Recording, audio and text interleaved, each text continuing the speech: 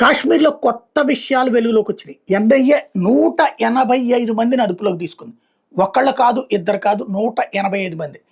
నలుగురు స్థానికులు సహకరించారన్నటువంటి కొత్త నిజాలు బయటపడ్డాయి. అయితే ఈ నలుగురికి ఈ 185 మందికి ఉన్నటువంటి సంబంధాలు కూడా ఇప్పుడు తేలుస్తున్నారు.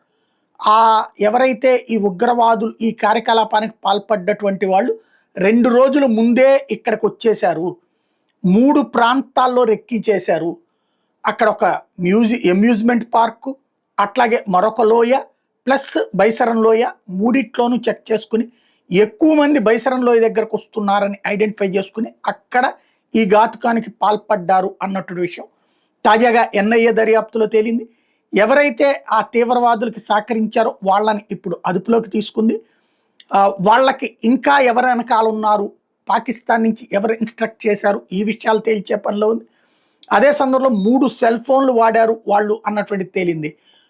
ఆయుధాలు ఎక్కడ దాచబడినవా, వాళ్ళు వెంట తెచ్చారా, తెస్తే ఎక్కడ దాచిపెట్టారు, ఇళ్లల్లో దాచిపెట్టారా, లేదా అక్కడ ఏమన్నా ప్రత్యేక శిబిరం ఉందా, లేదా ప్రత్యేకంగా రహస్య ప్రదేశం ఉందా, ఈ వ్యవహారాలన్నింటినీ ఇప్పుడు తేలుస్తున్నారు.